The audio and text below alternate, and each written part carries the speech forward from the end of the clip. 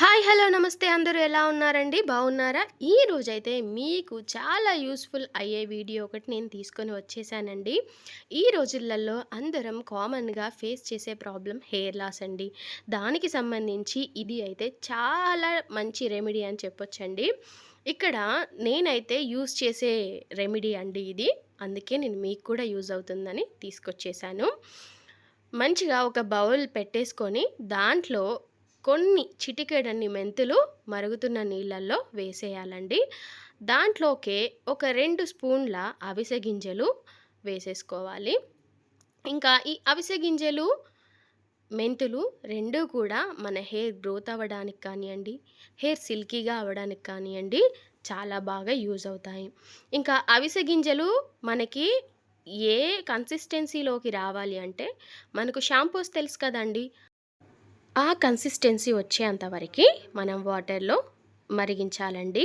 ఇంకా నేనైతే ఇదే రెమెడీ యూజ్ చేస్తానండి. మనం వీక్లీ అట్‌లీస్ట్ వన్స్ అయినా కూడా ఈ రెమెడీ యూజ్ చేస్తే మన హెయిర్ అనేది చాలా బాగా గ్రోత్ వస్తుంది. సిల్కీగా కూడా ఉంటుందండి. ఇంకా మనకు కావాల్సిన కన్సిస్టెన్సీ షాంపూ టైప్‌లోకి వచ్చేస్తుందండి. నేను అందుకే చెక్ చేసేసుకుంటున్నాను.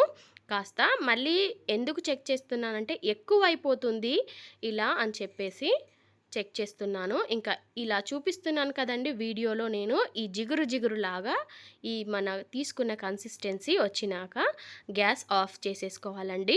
ఇంకా ఇక్కడ మెయిన్ టిప్ అనుకోండి, మనం ఇలా కన్సిస్టెన్సీ వచ్చిన తర్వాతకి గిన్నెని కదిలించకుండా ఉంచితే అవిసె గింజలు, మెంతులు వేరైపోయి మనకు కావాల్సిన ఈ జిగురు, ఈ జెల్ కూడా సెపరేట్ అవుతుందండి. ఇంకా మనం ఈ మిక్చర్‌ని సెపరేట్ చేయడానికి పెద్దగా స్ట్రగుల్ అవ్వాల్సిన పనేం లేదు. ఇందులోకి అలోవెరా జెల్‌ని యాడ్ చేసేసుకుందామండి. అలోవెరా అయితే కామన్‌గా అందరి ఇళ్ళల్లోనూ కూడా దొరుకుతుంది కదా!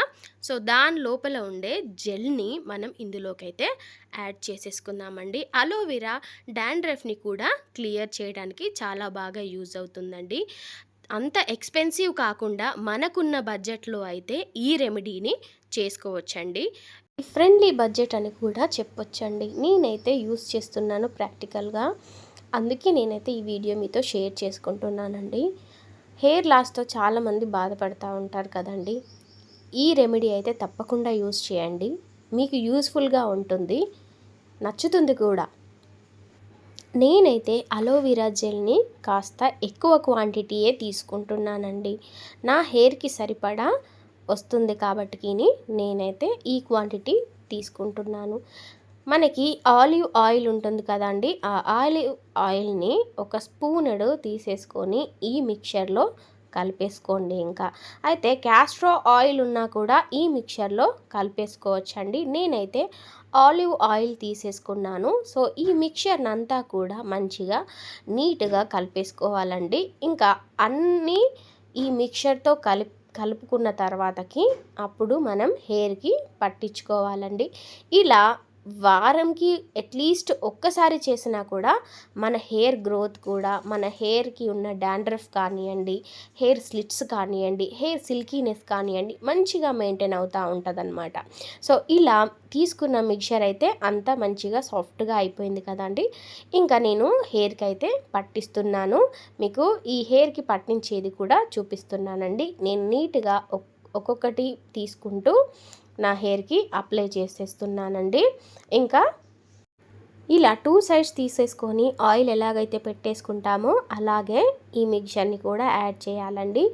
ఇలా మనం 2 సైడ్స్ తీసేసుకొని మంచిగా స్కాల్ప్‌కి అప్లై చేయటం వల్ల మన తలలో ఉండే డాండ్రఫ్ అంతా పోతుందండి. ఇంకా ఈ తలలో హెయిర్ లాస్ అయిన మొదట్లో నుంచి స్కాల్ప్ నుంచి హెయిర్ గ్రోత్ అనేది రావటం జరుగుతుంది. ఇంకా హెయిర్ సిల్కీగా అవ్వడం కూడా అవుతుందండి. అందుకే మనం హెయిర్ స్టార్టింగ్ నుంచి కూడా హెయిర్ ఎండింగ్ వరకి ఈ మిక్చర్‌ని యాడ్ చేసేస్తున్నాం. మనం ఇక్కడ హెయిర్‌కి ఎంత బాగా అప్లై చేస్తే హెయిర్ గ్రోత్ అనేది అంత మంచిగా వస్తుందండి. హెయిర్ స్లిట్స్ ఉండకుండా కూడా ఈ టిప్ అనేది యూజ్ అవుతుందండి. నేనైతే మంచిగా వీక్లీ వన్స్ ట్రై చేస్తాను కాబట్టి కాస్త ఎక్కువగానే పెట్టేస్తున్నానండి నా హెయిర్ మొత్తం అంటేటట్టుగా. ఇలా హెయిర్‌కంతా అప్లై చేశాక హెయిర్ కట్టేసుకొని 1 అవర్ తర్వాత హెడ్ బాత్ చేసేయడమేనండి. వీడియో నచ్చితే మాత్రం సబ్స్క్రైబ్ చేసుకోవడం మర్చిపోకండే. నచ్చితే లైక్ చేయండి, షేర్ చేయండి, కామెంట్ చేయండి.